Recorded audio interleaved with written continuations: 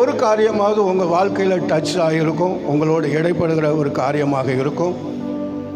ஆண்டவர் அவங்களுடைய அழுகையின் சத்தத்தை கேட்டவர். நீங்கள் அழுததும் வீணா போகாதபடி உங்களுடைய அழுகையின் சத்தத்தை கேட்டு அவர்களுக்கு பதில் கொடுத்த ஆண்டவர் உங்களுடைய வாழ்க்கையிலும் பதில் தருவதற்கு இன்றைக்கு அவர் ஆயத்தமாக வந்திருக்கிறார்.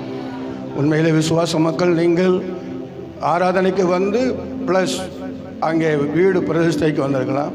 இல்லைன்னா பாஸ்டர்மா அவருடைய சொந்த பந்தங்கள் இங்கே ஆராதனைக்கும் வீடு பிரதிஷ்டைக்குமாக அழைக்கப்பட்டு நீங்கள் வந்திருக்கலாம். யாராக இருந்தாலும் சரி, இந்த இடத்துல கூடியிருக்கிறது தேவ திட்டம். எவ்வளோ எங்களுக்கு பல காரியங்கள் இருந்தாலும் தேவன் இந்த நாளில் என்னை கொண்டு வந்து உங்களுக்கு பேசும்படியாகவே, உங்களுக்கு நல்ல வார்த்தைகளை கொடுக்கும்படியாகவே கர்த்தர் என்னை கொண்டு வந்திருக்கிறார் என்று நான் விசுவாசிக்கிறேன். வேதத்திலிருந்து ஒரு 3 காரியங்கள், அழுதவர்கள் அது பலனை பெற்றவர்கள். கர்த்தருக்கு ஸ்தோத்திரம். முதலாவதாக ஆதியாகமம் புஸ்தகத்தில் 21ஆம் அதிகாரம் 16ஆம் வசனமும் 17ஆம் வசனத்தில் அங்கே ஒரு அழுகையின் சத்தத்தை நாம் அங்கே பார்க்கிறோம். ஆதியாகம புஸ்தகம் 21ஆம் அதிகாரம் 16, 17.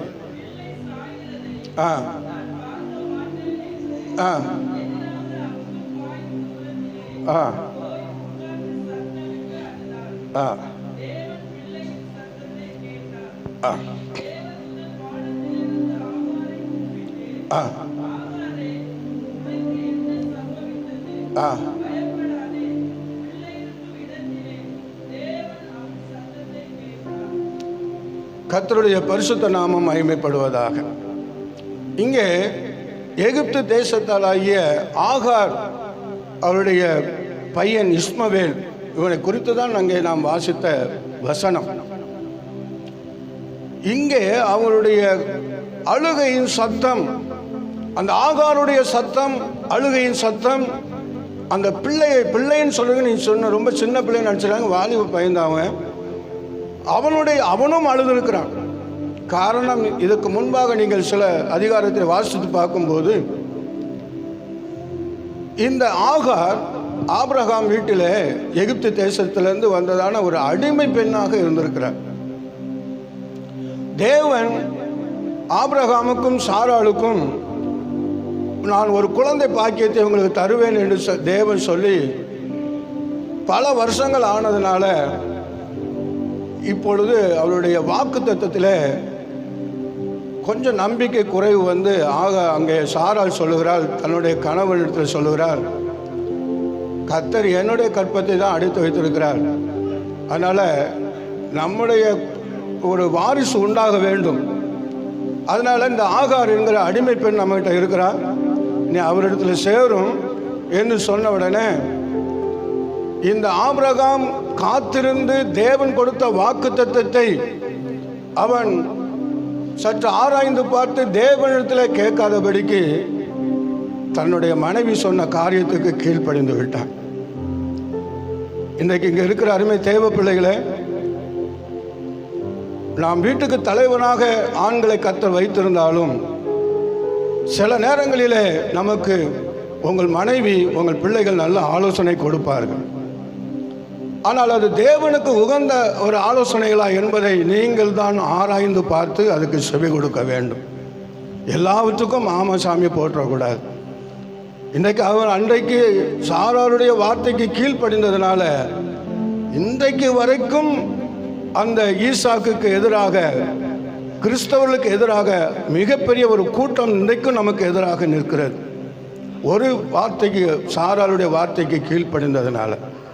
போகட்டும், அவளுடைய வார்த்தைக்கு கீழ்ப்படிந்து ஆபிரகாமும் ஆகாரோடு சேர்ந்த பொழுது அவள் குழந்தை தரிக்கிறாள், கற்பம் தரிக்கிறாள்.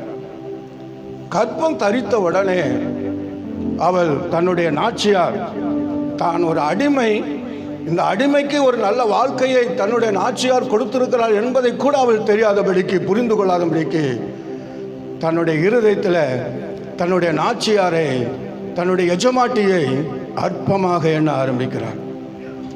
இதை பார்த்ததான புரிந்து கொண்ட சாராள் தன்னுடைய கணவர்கிட்ட சொல்லுறாள், இவள் என்னை அற்பமாக எண்ணுகிற, இவளை போக சொல்லுறோம் அப்படின்னு சொல்லி அவள் சொல்லலை. ஆனால் இவள் தன்னை அற்பமாக என்னவன்னு அவளை கடினமாய் நடத்த ஆரம்பிக்கிறாள். அவள் கடினமாய் நடத்த ஆரம்பித்த உடனே அந்த ஆகார் அவளை விட்டு ஓடி போகிறாள். முதல் தடவையாக ஓடி போகும்போது அங்கே தூதன் அவளை சந்தித்து அங்கே பேசுகிறார். ஆகாரே, நீ எங்கே போகிற அப்படின்னு சொல்லி. அப்போ அவள் சொல்கிறா, உண்மையை சொல்கிறா, ஆமே சோத்ரம், என் நாச்சியாருக்கு விட்டு நான் ஓடி போகிறேன் அப்படின்னு சொல்லி. அன்றைக்கு முதலாவது கொடுத்த ஒரு ஆலோசனை என்னன்னா, நீ போய் திரும்பவும் உன் நாச்சியார் அன்றைக்கு நீ கீழ்ப்படிந்து அடங்கியிரு. அடங்கி இருக்கிறதுனால ஒரு ஆசீர்வாதம் இருக்கிறது. அருமை சகோதரியே, உன் கணவனுக்கு நீ கீழ்ப்படிந்து அடங்கியிரு. விசுவாசிகளே, உங்கள் போதகர்களுக்கு கீழ்ப்படிந்து அடங்கியிருங்கள். யார் யாருக்கு கீழ்ப்படிந்து அடங்கி இருக்க வேண்டும் என்று இந்த வேதாகமம் சொல்லுகிறதோ அவை எல்லாவற்றுக்கும் நாம் கீழ்ப்படிந்து அடங்கி இருக்கும் போது மாத்திரமே நமக்கு ஆசீர்வாதத்தை தேவன் கொண்டு வருகிறார். இவனும் உடனே ஆண்டவருடைய வார்த்தைக்கு கீழ்ப்படிந்து திரும்பவும் போய் தன்னுடைய நாச்சியார்கிட்ட கீழ்ப்படிந்து அடங்கி இருக்கிறார். நடக்கிற காரியம், இவளுக்கு இஸ்மவேல் பிறந்து வந்தபோது கர்த்தர் ஸ்தோத்திரம் உண்டாகட்டும், அவனும் வளர்ந்து வருகிறான். இவளுக்கு ஈசாக்கு பிறக்கிறான். ரெண்டு பேருமே கேலி பண்ணி நடக்கிற காரியங்களை பார்த்த உடனே திரும்பவும் சாராள் சொல்லுகிறாள், இந்த அடிமை பெண்ணை அனுப்பி விட்டுரும் அப்படின்னு. அனுப்பிவிடுன்னு சொல்லும்போது தான் உடனே அந்த ஆபிரகாமுக்கு மிகவும் கொஞ்சம் கஷ்டமான சூழ்நிலைமையாக இருந்தாலும் தன்னுடைய மனைவிக்கு தன்னுடைய பிள்ளைகளுக்கும் பிரச்சனை வந்துவிடக்கூடாது என்பதற்காக காலையிலே எழும்பி ஒரு துருத்தி தண்ணீரை அவள் தோளில் வைத்து கொஞ்சம் அப்பத்தையும் கொடுத்து அவளை ஒப்பு கொடுத்து ஆகாரையும் குழந்தையும் அனுப்பிவிடுகிறத பார்க்கும். அவள் கர்த்தர் ஸ்தோத்திரம், தான் செய்ததெல்லாம் தப்பு, நாமே தன்னுடைய எஜமானியை நாம் பெருமையோடு பார்த்தோம், தன் பிள்ளைகள் இப்படி நடக்குதுன்னு நினைக்கல. ஆனாலும் அவள் வெளியே போகிறதாக பார்க்கணும். திரும்பவும் அவள் தண்ணீரெல்லாம் காலி அப்பமெல்லாம் செலவழிந்து போன பிறகு அந்த வனாந்தரத்தில் இருந்துதான் சோதரம் அவள் சத்தமிட்டு அழுகிறதாக பார்க்கணும். அந்த குழந்தையும் நான் சாகிறதை பார்க்க மாட்டேன்னு சொல்லி கொஞ்சம் தூரம் தள்ளி நின்று அவளும் அழுகிறாள், பிள்ளையும் அழுகிறது. ஆனால் மனுஷர்கள் ஆபிரகாமோ சாரோலோ அவளுடைய அழுகை சத்தத்துக்கு செவி கொடுக்காட்டாலும் பரலோகம் அவளுக்காக செவி கொடுத்தது. காரணம், அவளுடைய ஆபிரகாமுடைய வித்து இவளுக்குள்ளே இந்த வித்து இருந்ததுனால அதன் பரலோகம் திறக்கப்பட்டது. தூதர்கள் வந்தார்கள், சந்திக்கிறார், என்ன நடந்ததுன்னு சொல்லி. கர்த்தர் ஸ்தோத்திரம் உண்டாகட்டும்.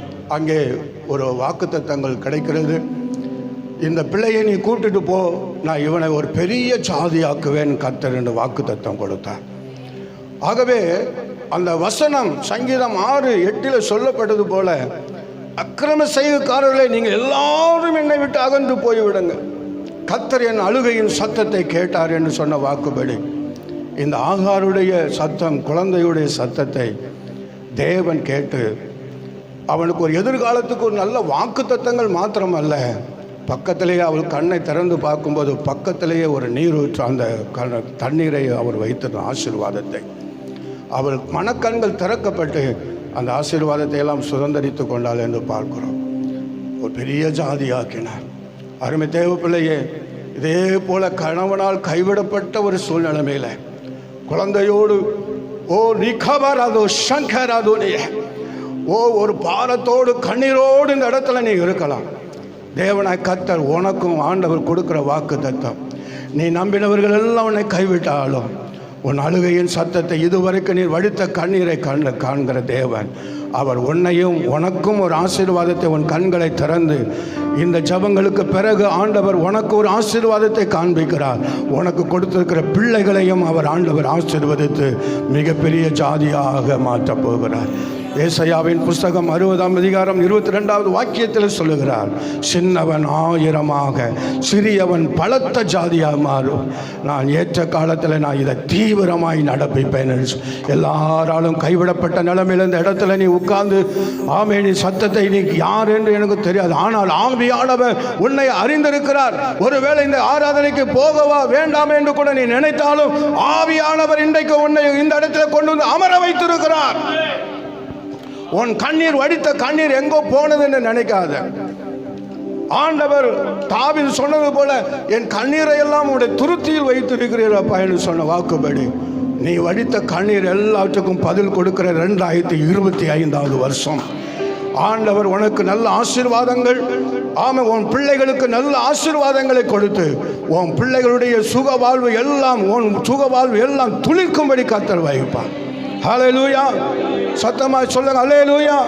ஆண்டவர் மிகவும் நல்லவர். ஆமே சோதரம். மனுஷர்கள் வேணாம், ஆமே சோதரம். உன்னுடைய கண்ணீருக்கு பதில் கொடுக்காமல் விலகி போகலாம், ஆனால் தேவனாய் கர்த்தர் அப்படி அல்ல. உன்னுடைய கண்ணீரை பார்த்து விலகி போகாத ஆண்டவர். ஹல்லேலூயா. அற்புதங்களை அதிசயங்களை செய்வாராக. இரண்டாவதாக ஒரு அழுகை சத்தம். 1 சாமுவேலின் புஸ்தகம் 30வது அதிகாரம் 4வது வசனம். சீக்கிரமாய் 1 சாமுவேலின் புஸ்தகம் 30வது அதிகாரம் 4வது வசனம். தாவீதும் அவனோடு இருந்த ஜனங்களும் அழுகிறதற்கு தங்களுக்கு பலனில்லாமல் போகும் மட்டும் சத்தமிட்டு அழுதார்கள்.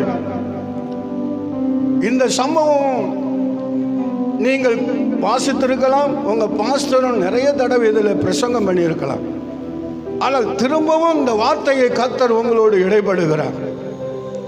ஒரு பெண் ஆண் அழுகிறதுன்னா ஈஸியாக பலவீன பாண்டம், சின்ன காரியத்துக்கு கூட அழுகிற ஒரு பெண்.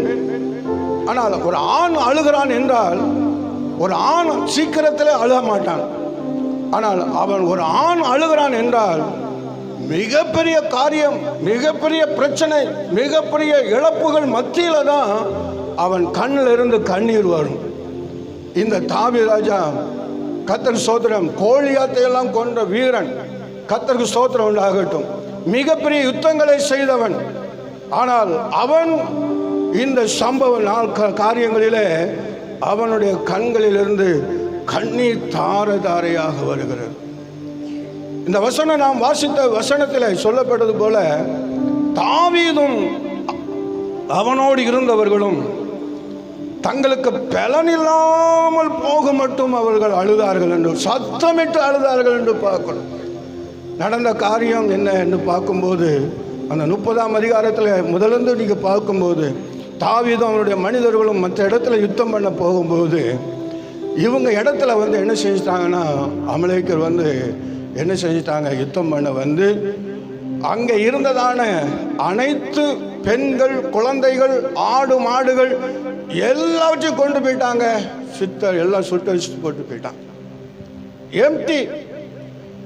ஆனால் இவங்க திரும்பி வரும்போது அங்கே தம்முடைய இது நம்ம இடமா இதுன்னு சந்தேகப்படுற அளவுக்கு வாஷ் அவுட் சொல்லுவாங்கல்ல, அதே போல எல்லாமே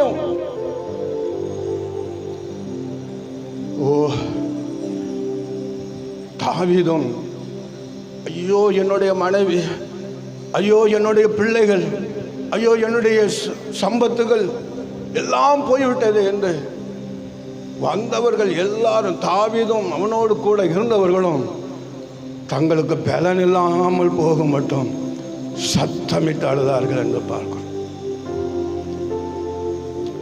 சில நேரங்களில் இழப்புகள் என்று வரும்போது சில பெண்களும் ஆண்களும் அழுவாங்க. நீங்கள் துக்க வீடுகளில் போய் பார்க்கும்போது, இல்லைன்னா நீங்கள் உங்கள் அனுபவம் கூட இருந்திருக்கலாம். அங்கே முதலாவது இழந்துட்டோமேன்னு சொல்லி சத்தமிட்டு, எவ்வளவு சத்தமிட்டு அழ முடியுமோ சத்தம் வாயிலிருந்து வெளியே வந்து கொண்டே இருக்கும். கண்ணீர் தாரையாக ஓடிக்கொண்டிருக்கும் இழப்பு நிமித்தமாக. அதுக்கு பிறகு அழுது அதுக்கு பிறகு பார்த்தா சத்தம் வரும், கண்ணீரெல்லாம் வத்தி போயிடும். ஏன்னா அழுது அழுது இல்லை, கண்ணீரெல்லாம் வடிச்சிட்டாங்க. இப்போ அழவே முடியலை, கண்ணீர் வரலை, சத்தமிட்டு அழுதான் அவங்களுக்கு வரும். அதுக்கு பிறகு இழப்புகளை பார்த்து துக்கமாக அவங்க அழ பார்த்தீங்கன்னா கண்ணீரும் நின்று போயிடும், அவருடைய சத்தமும் நின்று போயிடும்.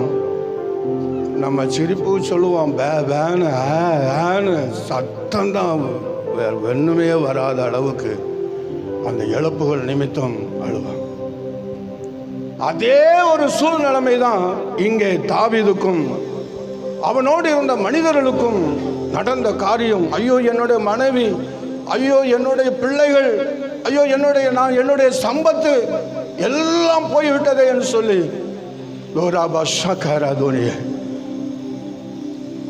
வேறு சொல்ல தங்களுக்கு பலன் இல்லாமல் போக மட்டும் அழுதார்கள் என்று பார்க்கிறோம். அதே போல எல்லாவற்றையும் இழந்த ஒரு சூழ்நிலைமையில சகோதரனே, ஒரு நாட்களிலே நீ நல்லா வாழ்ந்திருக்கலாம். ஆனால் இப்பொழுது ஒரு சூழ்நிலைமையோ எல்லாவற்றையும் இழந்த ஒரு சூழ்நிலைமையில யாருக்கும் தெரியாதபடிக்கு அழுதவனமாக நீ இருக்கலாம். கர்த்தர் உன்னுடைய அழுகையின் சத்தத்தை கேட்டிருக்கிறார். சகோதரி, ஆண்டவர் உன் அழுகையின் சத்தத்தை அவர் கேட்டிருக்கிறார். இதுக்கு இடையில என்ன நடக்குதுன்னா, தாவீதுக்கு கூட கொஞ்சம் பிரச்சனை என்ன ஆகிட்டுன்னா, அவனோடு இருந்த மனிதர்கள் எல்லாரும் என்ன செய்யறாங்க அப்படின்னா, இவ்வளவு காரியம் எங்களுடைய மனைவி பிள்ளைகள் எங்களுடைய ஆடு மாடு எல்லாம் இழந்து போகிறதுக்கு காரணம் இந்த தாவீதுனாலதான் எல்லாமே போய்விட்டது என்று சொல்லி அந்த தாவீதை கூட கல்லறிந்து கொள்வதற்காக அவர்கள் ஆயத்தமாகிவிட்டார்கள்.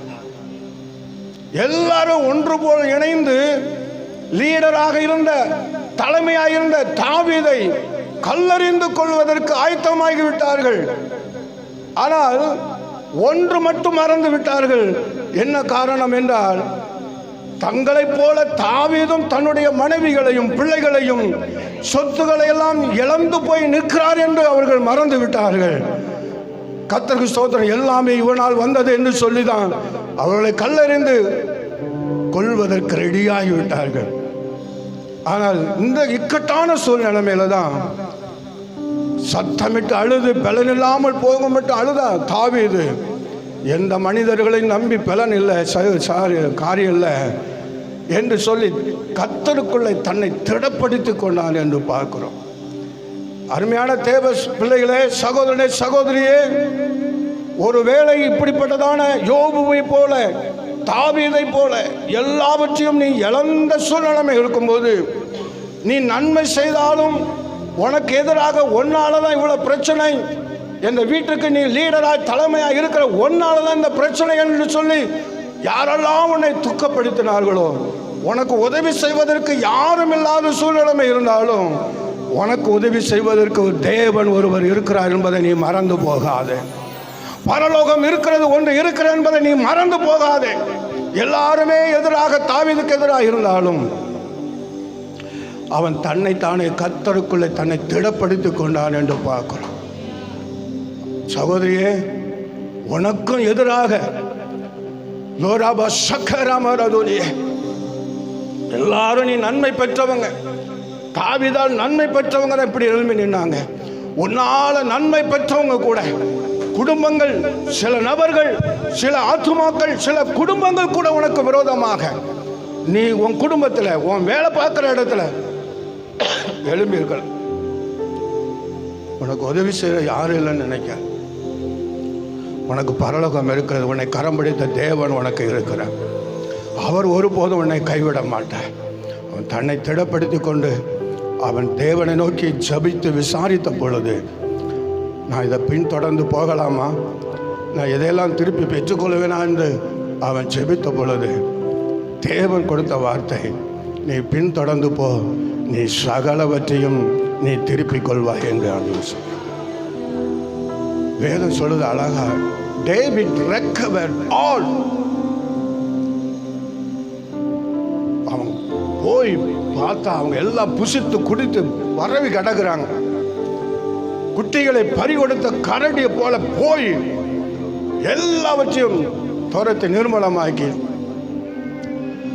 ஒன்றும் சேதமில்லாதபடிக்கு தாவீதும் அவனோடு கூட இருந்த எல்லா ஜனங்களுடைய எல்லாவற்றையும் அவர் திரும்ப பெற்றுக்கொண்டார்கள். இன்றைக்கு இந்த ஆராதனைக்கு வந்திருக்கு தேவ ஜனமே, என்னை கேட்கறது யார் இருக்கிறா? நான் நன்மை செய்திருக்கிறேன், எல்லாரும் எனக்கு விரோதமாக தான் பார்த்து கொண்டு இருக்கிறான்னு சொல்லி ஒருவேளை நீ இருந்தாலும் சரி, நீ உனக்கு கர்த்தர் இருக்கிறார், நீ கர்த்தருக்குள்ளே தடைப்படுத்திக்கோ. கர்த்தர்கிட்ட விசாரித்துப்பார், ஜெபித்துப்பார். நீ இழந்தது போன ஒன்றுமே சேதமாகாதபடிக்கு நீ எல்லாவற்றையும் பெற்றுக்கொள்கிற வருஷம் இந்த 2025 வருஷம். உன் அழுகையின் சத்தத்தை கேட்டு ஆண்டவர் மிகப்பெரிய காரியங்களை செய்ய போகிற வருஷம். தாவீதே, தாவீதே, glory to God.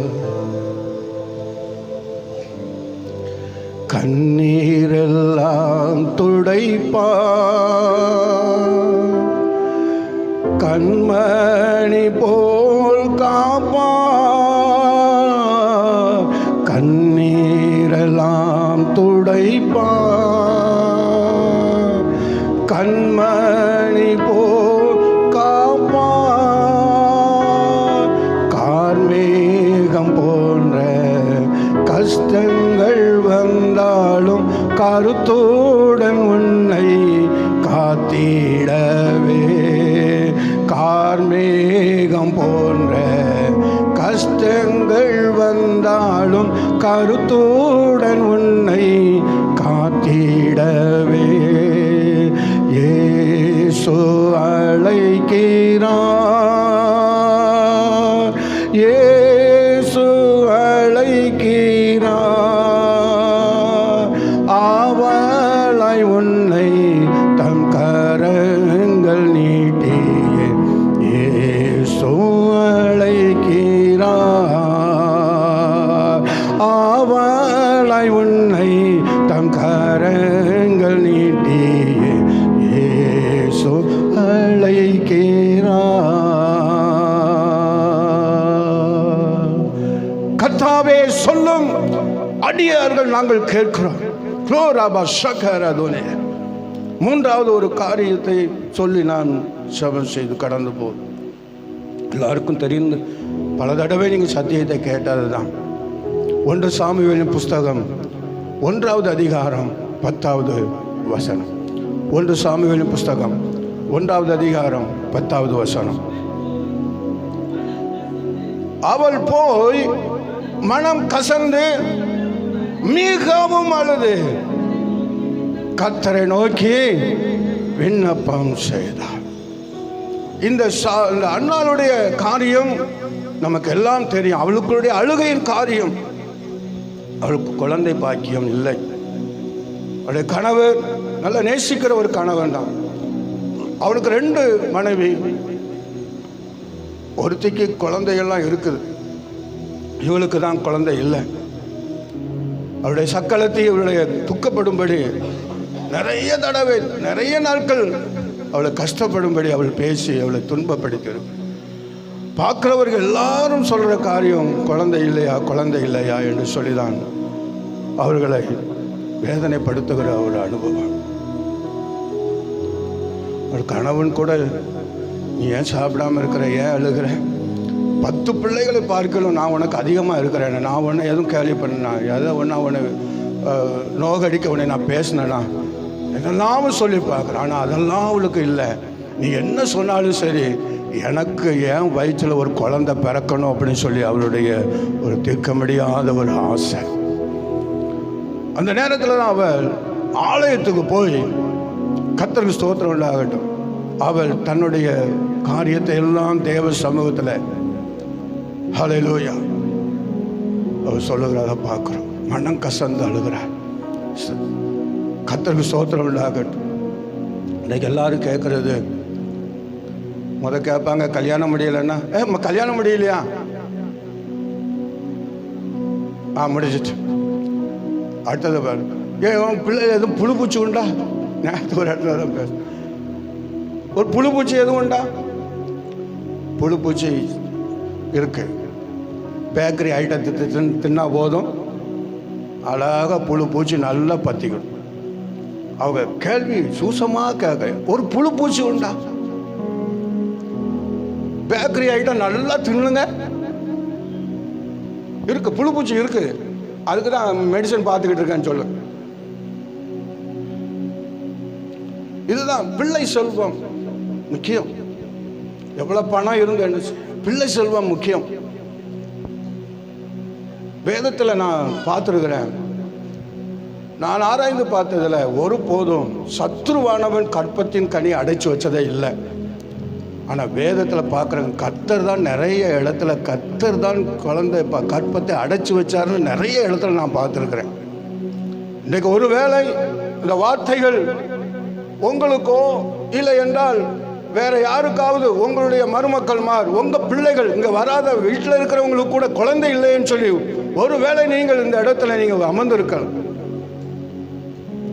அவள் அழுது மனம் கசந்து அவள் அவ்வளவு அழுகிறாள். ஒரு ஃபேமஸான ஒரு தீர்க்கதரிசி ஏலி, கர்த்தர் சோதரம், எல்லாம் கரெக்டாக தீர்க்க தரிசனம் சொல்லுகிறவர் கூட அவருடைய வாழ்க்கையில் என்ன நடக்குன்னு தெரியாம அவள் புலம்பி அழுகிறத பார்த்துட்டு என்ன சொல்றா, உன் குடியை விட்டு, உன் குடிய உன்னை விட்டு விளக்கு. அவன் என்ன நினைச்சிட்டான், பக்கத்தில் வாங்கி வாங்கி வச்சுக்கிட்டு அப்பப்போ பெக்கா அடிக்கா போல இருக்கு, அடிச்சுட்டு புலம்பிட்டு இருக்கா போல, உன் குடியை ஒன்றை விட்டு விளக்கு. பெண்களும் குடிச்சுக்கிட்டு அணைஞ்சிருக்காங்க போல இருக்கு அன்னைக்கு. இங்க அப்படி யாரும் இருக்கான்னு தெரியல. கர்த்தர் ஸ்தோத்திரம். போட்டி போட்டு குடிக்காங்க இன்னைக்கு. ஆண்களை விட போட்டி போட்டு பெண்கள், பிள்ளைகள் படிக்க போகிற பிள்ளைகள் ஸ்கூலில் கடைசி ஃபேர்வெல் டேக்கு பீர் வாங்கி நல்லா ஜம்முன்னு அடித்து ஃபோட்டோ எடுத்து வீடியோ எடுத்து செல்லில் போட்டு விட்டுருந்தாங்க. வீட்டுக்கு தெரிஞ்சால் என்ன ஆகும், அதெல்லாம் அதுகளுக்கு ஒன்றும் தெரியலை. குடியை ஒன்றை விட்டு விளக்கு. அப்படி உனக்கு என்ன, ஏன் பாரமாக இருக்கிறா, ஏன் கஷ்டப்படுறா, என்ன என்ன செய்கிறான்னு தெரியல. அப்படி அவள் புலம்பி அழுது இருக்கிறான். குழந்தை இல்லையாப்பா. கடைசியில் அவள் ஒரு பொருத்தனை பண்ணுகிறா. என்னன்னா, எனக்கு நீ ஒரு ஆண் பிள்ளை எனக்கு கொடுத்தீங்கன்னா நான் வாழ்நாள் முழுவதும் உன்னுடைய பணிக்கே இதை நான் அர்ப்பணிச்சிடுவேன்னு சொல்லி ஒரு பொருத்தனை பண்ணிட்டான். இந்த பொருத்தனை கேட்கறதுக்கு தான் ஆண்டவருக்கு ஆவலோடு காத்திருந்தார். உன்னுடைய காரியங்களிலும் குழந்தை ஒருவேளை இல்லை, ஆண்டவருக்கு உங்கள் குழந்தையை பெற்றெடுத்தன்னா ஒரு குழந்தைய நான் ஆண் குழந்தைய ஊழியத்துக்கு கொடுக்குறேன்னு சொல்லுங்க. இன்னைக்கு சிலவங்க சொல்லுவாங்க, ஊழியத்துக்கு உங்கள் பிள்ளைகளை அர்ப்பணிங்க சொன்னால் மூத்த பையன் நல்லா இருப்பான், ஏதாவது ஒன்று மூளை வளர்ச்சி இல்லாமல் சரியாக படிக்காமல் மக்கள்லாம் ஒன்று கீழ்ப்படியாமல் அலையும். ஆமாம் பாஸ்டர், அந்த பையனை தான் நான் அவன் கீழ்ப்படியாமல் அலையிறான், நோயாக எடுக்கிறான், அவனை தான் ஊழியத்துக்கு அர்ப்பணிக்கிறேன்னு நான் நினச்சிருக்கேன். அவன் நல்ல பிள்ளைய அர்ப்பணிச்சான்னு சிலவன்கிட்ட கேட்கும்போது சிலவன் சொல்லுவாங்க, ஏங்க மூத்த பொண்ணுக்கு கல்யாணம் முடிக்கணும், நம்ம பெந்தேகோஸ்தேல பாஸ்டர் சொல்லுவாங்க, நாங்கள்லாம் நகை அவ்வளோ போட மாட்டோம், நகையை போட மாட்டோம், அப்படி பியூர் அப்படிம்பாங்க. பாஸ்டர் விழுந்து அவங்களுக்கு பையனை பார்த்து கட்டி வச்சுருவாங்க. அடுத்த பையனுக்கு கேட்கும்போது, உங்கள் பையனுக்கும் பொண்ணு பார்த்துருவோமா? இல்லை, அது நாங்களே பார்த்துருவோம், நிறைய நகை வாங்கி கிட்டன்னு நாங்கள் நினச்சிருக்கிறோம். எப்படி மாற்றுறாங்க பாருங்கள் பேச்செல்லாம். பாஸ்டர்கிட்ட எல்லாம் நீ போய் சொல்கிறது, நீ தேவன் ஒன்றை பார்த்துக்கிட்டு இருக்கிறார். முக்கியமான ஒரு பையன், ஆண்டவருக்கு தேவை உன் பையன். ஹல்லேலூயா. பொண்ணை ஊழியத்துக்கு கொடுக்குற, சுகவீனமாய் பலவீனமாக இருக்கிறத நீ கொடுக்குற. நீ அதான் மல்கியாவில் கடைசியில் பார்க்கும்போது சொல்கிறாரு, உன் மந்தையில் என்ன இருக்குது? கடா இருக்குது. உன் மந்தையில் கடா இருக்கும்போது கெட்டு போனதையெல்லாம் நேர்ந்து கொண்டு நீ செலுத்துறிய, நீ கபடஸ்தன். ஆடு மாடு நல்ல கொழுத்த கண்டு ஆடுகள் இருக்குது உன் மந்தையில். சில இது ஒரு 2 வருஷம் ஆனாலும் முடுகான் தான் வளர்ந்துருக்கும் ஆடு. ஆடு யாரும் வளர்க்குறீங்களான்னு தெரியல, மூக்கை வடிச்சுக்கிட்டு கண்ணில் பூளையெல்லாம் தள்ளிக்கிட்டு அப்படியே மேய்ஞ்சிட்டு அலையும். இது ஆண்டவருக்கு கொடுக்கலான்னு வச்சு வருஷத்தில் ஒரு நாள் சர்ச்சைக்கு கறி. உனக்கு மந்தையில் நல்ல ஆடு இருக்குல்ல, உனக்கு மல்கியாவில் அதை தான் சொல்றார். மந்தையிலே உனக்கு என்ன இருக்குது? கடா இருக்குது, சூப்பரான மந்தைகள் இருக்குது. அதை விட்டு கெட்டு போனதை நேர்ந்து கொண்டு நீ செலுத்த நீ கபடஸ்தன் சொல்றார். உன் பிள்ளை இன்றைக்கு ஊழியத்துக்கு அர்ப்பணி, நல்ல பிள்ளைகளை அர்ப்பணி. அவள் சொன்னா, எனக்கு ஒரு குழந்தை இதை கொடுத்தீங்கன்னா, அந்த குழந்தைய ஆண் குழந்தைய கொடுத்தீங்கன்னா அந்த குழந்தைய நான் ஊழியத்துக்கு அர்ப்பணி சொல்வேன். என்ன காரணம்? என்ன காரணம்? அவள் சொன்ன, நான் மலடிங்கிற பேச்சு மட்டும் எனக்கு வரக்கூடாது. எனக்கு ஒரு குழந்தை கொடுத்து அதை நீ எடுத்துக்கிறோம், அதை பற்றி ஒன்றும் பிரச்சனை இல்லை. அவள் அழுகை அழுகை அழுகை அழுகை. இதை உன் வாயிலிருந்து எதிர்பார்க்கறதுக்கு தான் கர்த்தர் உன் கற்பத்தை அடைச்சி வச்சிருக்கிறார். எத்தனை டாக்டர், எத்தனை வைத்தியர்கள், எங்கெல்லாம் போய் எத்தனை லட்சங்கள் செலவு பண்ற, ஆனாலும் அங்கே கற்பம் உதிக்கலை. நீ ஆண்டவர்கிட்ட உன் கர்த்தருக்கு ஒப்பு கொடுத்து அவள் சொன்னபடியே அவள் சொன்ன, அவள் தப்பு தான். நான் அவள் ஒரு குடிகாரியன்னு உன்னை நினச்சிட்டேன். கர்த்தருக்கு ஸ்தோத்திரம் உண்டாகட்டும். நீ இப்போ இஸ்ரவேலின் தேவனை கர்த்தரிடத்துல நீ என்ன கேட்டியோ அதை ஆண்டவர் உனக்கு வாய்க்க பண்ணுவார், போ அப்படி வேதம் சொல்லுது. அவள் அதுக்கு பிறகு துக்க முகமாக இருக்கவே இல்லை. சமாதானம் வந்துட்டு. கணவன் சொன்னாலும் துக்க முகம், ஆனால் தேவன் பேசுனதில் அதுக்கு பிறகு ஆண்டவர் அவள் துக்க முகமாக இருக்கலை. அதே போல் குழந்தை கற்பம் தரித்தது. அவள் பால் கொடுத்தால் குடித்த உடனே கொண்டு போய் தேவ சமூகத்தை சொன்னது போலவே பொருத்தனையை செலுத்திட்டான். இன்றைக்கு நீங்கள் தேவ சமூகத்தில் எந்தெந்த காரியத்துக்கெல்லாம் பொருத்தனை செய்கிறீர்களோ அதை அப்படியே செலுத்தி விடுங்கள், உடனே செலுத்தி விடுங்கள், தாமதிக்காதீர்கள். ஏனென்றால் அதுக்கு பிறகு மாற்றப்பட்டுகிற சூழ்நிலை வந்துடும். பொருத்தனை பண்ணினீர்கள் என்றால் அது பொருத்தனையை கண்டிப்பாக கர்த்தர் உன்னிடத்தில் கேட்பார். நீ எதையெல்லாம் ஆண்டவர் சமூகத்தில் தேவ சமூகத்தில் நீ பொருத்தனை பண்ணி ஜெபிக்கிறியோ அந்த பொருத்தனை கண்டிப்பாக கேட்பார். அவள் அது போல விடுவிடுன்னு மாப்பிள்ளைகிட்ட கூட சொல்லலை, கிளீனாக கூட்டு போய் பிள்ளையை கொண்டு போய் ஆலயத்தில் ஒப்படைச்சிட்டு வந்துட்டான்.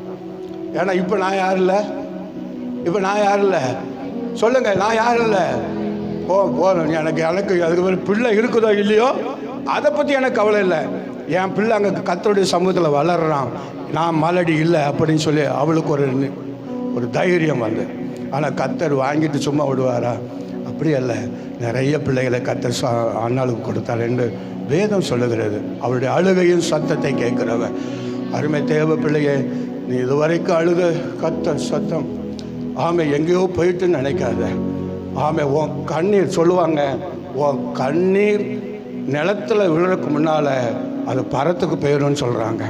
கர்த்தர் சோதரம் லூக்கா 7 பார்க்கும்போது அங்கே ஒரு நாயின் ஒரு விதவை தன்னுடைய மகனும் கணவனும் இல்லை, மகன் இறந்து அடக்கம் பண்ணுறதுக்கு போயிட்டுருக்காரு. ஊரால் வெகு ஜனங்கள் பின்னால் போயிட்டு நிறைய ஆறுதல் சொல்லியிருப்பாங்க. கர்த்தர் சோத்திரம் உண்டாக அவள் அழுது கொண்டு போய் கொண்டு இருக்கிறார். விறுவிறுவிறுவிறுவிறுவிறுன்னு இயேசு கிறிஸ்து வாழ்ந்த நாட்களில் சரியாக கரெக்டாக அந்த இடத்துல சந்தித்தார் என்று பார்க்குறோம். அழுது கொண்டு வருகிறார். கொஞ்ச நேரத்தில் கொஞ்சம் தாமதித்திருந்தாலும் அடக்கம் பண்ணியிருப்பாங்க. ஆனால் கர்த்தர் சோத்திரம் கரெக்டாக இயேசு கிறிஸ்து சீசலோடு கரெக்டாக பிடிச்சிட்டார். அந்த பெண் விதவை ஒரே அழுகை. கர்த்தர் ஸ்தோத்திரம் உண்டாகட்டும். ஆண்டவர் இறங்கி ஆமை ஸ்தோத்திரம் எல்லாரும் சொல்லியிருப்பாங்க, ஆமை ஸ்தோத்திரம் நீங்கள் எங்கள் வீட்டுக்கு வா, மாப்பிள்ளை இல்லை, பையன் இல்லை, எங்கள் வீட்டு நான் சாப்பாடு போடுறேன். இதெல்லாம் அவளை தேற்றலை. ஐயோ எல்லாம் இழந்துட்டேனேன்னு சொல்லிட்டு ஒரே அழுகை, கண்ணீர் வடிச்சுட்டு போகிறான். கர்த்தர் ஸ்தோத்திரம். இயேசு கிறிஸ்து சரியான நேரத்தில் அந்த பாடையை நிப்பாட்டி வாலிபனை எழுந்துருன்னு சொல்லி அந்த அம்மா கையில் ஒப்படைச்சிட்டு அவர் பாட்டில் போயிட்டார். அந்த கண்ணீர் எதற்கு வருகிறதோ தெரியுமா? இன்னைக்கு உன் கணவர், நீ வடிக்கிற கண்ணீரை உன் கணவர் துடைக்கலாம், உன் பிள்ளைகள் துடைக்கலாம். சகோதரனே, நீ வடிக்கிற கண்ணீரை உன் மனைவி துடைக்கலாம், உன் பிள்ளைகளும் துடைக்கலாம். கர்த்தருக்கு ஸ்தோத்திரம் உண்டாகட்டும். ஆனால் தேவன் என்ன செய்வார் தெரியுமா? உன் கண்ணீரை துடைப்பார்ன்னு சொன்னால் அதுக்கு என்ன அர்த்தம்னா, உன் கண்ணீர் எதற்கு வருகிறதோ அந்த பிரச்சனையை சால்வ் பண்ணி விட்டுருவார். அந்த பிரச்சனையை சரி பண்ணி விட்டார், ஆட்டோமேட்டிக்காக உன் கண்ணீர் நின்று போயிடும். இதுதான் மனுஷர்களுக்கும் தேவனுக்குள்ள வித்தியாசம். அதுதான் ஹல்லேலூயா. நீ ஏன் அழுகிறாய் அப்படி சொல்லி உன் கணவர் துடைக்கலாம், உன் பிள்ளைகள் கூட உன் கண்ணீரை துடைக்கலாம். ஓ க்ளோராபா சகேராபா. சகோதரி, ஆக்சுவலி நீங்கள் அடிக்கிற கண்ணீர், அந்த ரங்கத்தில் நீங்கள் அழுதிருக்கிற கண்ணீர் அதிகம். ஆத்துமாக்களுக்காக, உங்கள் குடும்பத்திற்காகலாம் கர்த்தர் உங்கள் அழுகையின் சத்தத்தை கேட்டிருக்கிறார். Glory glory to God. ஆண்டவர் மிகவும் நல்லவர். பிரச்சனை என்ன, அழுகைக்கு காரணம் என்ன, அந்த அழுகையின் காரணத்தை அவர் நிப்பாட்டு சரி செய்யும் போது, அந்த அந்த நாயின் ஒரு விதவைக்கு அழுகைக்கு காரணம் என்ன, பையன் இறந்து அடக்கம் பண்ண கொண்டு போயிட்டு இருக்கேன். அப்போ அவர் ஏசப்பா அழாதம்மா அப்படின்னு சொல்லிட்டு போனால் எப்படி இருக்கும், பிறவும் அழுகுதான் வந்துகிட்டு இருக்கும். வாலிபனை எழுப்பி கையில் கொடுத்துட்டு கண்ணீர் உடனே ஸ்டாப், ஆனந்த கண்ணீராக மாறி போயிடுச்சு. ஹல்லேலூயா. ஆண்டவர் உன்னுடைய கண்ணீரையெல்லாம் ஆனந்த களிப்பாய் மாற்றம் அழும். அவர் உண்மை உள்ள தேவனாக இருக்கிறார். ஆமென். ஹல்லேலூயா. ஆமென். சோதரம். ஒரு மொழிபெயர்ப்பில் ஒன்று சொல்லி முடிச்சிருந்தேன். ஒரு மொழிபெயர்ப்பில் அந்த சங்கீதம் 6:8 என்ன சொல்லியிருக்குது, அக்கிரம செய்கைக்காரரே நீங்கள் எல்லாரும் என்னை விட்டு அகன்று போங்கள், கர்த்தர் என் அழுகையின் சத்தத்தை கேட்டார்னு சொல்லி. இன்னொரு மொழிபெயர்ப்பில் என்ன இருக்கு அப்படின்னா, தீமை செய்கிறவர்களே நீங்கள் எல்லாரும் என்னை விட்டு விலகி போயிருங்க, கர்த்தர் என்னுடைய அழுகையின் சத்தத்துக்கு செவி கொடுத்து விட்டார். ஹல்லேலூயா. அதுக்கு இதுக்கு வித்தியாசத்தை பார்த்து, செவி, ஆமே, என் அழுகையின் சத்தத்தை கேட்டார். நம்ம பைபிள் இருக்குது. இன்னொரு மொழிபெயர்ப்பு சொல்லுது, என் அழுகையின் சத்தத்துக்கு அவர் பதில் கொடுத்து விட்டார். எல்லாரும் ஏழன் மேல் இருப்போம். தூராக சங்கராதுரியா. தேவ சமூகத்தில் எழும். உன் பக்கத்தில் இருக்கிறவங்களுக்கு உன்னை பற்றி தெரியாது, அவங்க சூழ்நிலைமை உனக்கு தெரியாது. ஆனால் நம்ம எல்லாருடைய இருதயத்தை அறிந்திருக்கிற, உன் வாழ்க்கை சூழ்நிலை அறிந்திருக்கிற ஒரு தேவன் ஆவியானவன் நம்முடைய நடுவில் உலாவி கொண்டிருக்கிறார். கண்ணீரெல்லாம் துடைப்பா, கண்மணி போல் காப்பா, கண்ணீரெல்லாம் துடைப்பா, கண்மணி போல் காப்பா,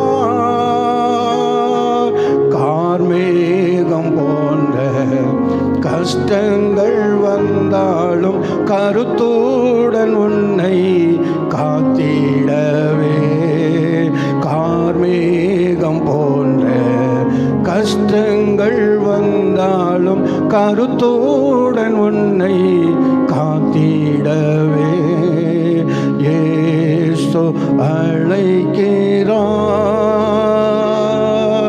இயேசு அழைக்கிறார்,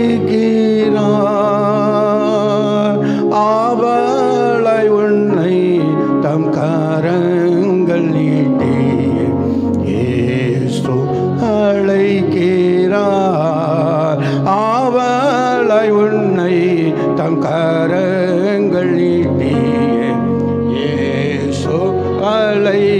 அழைக்கிறார். எல்லாரும் வலது கரத்தை உயர்த்தி எல்லாரும் கர்த்தரை மகிமைப்படுத்துவோமாக.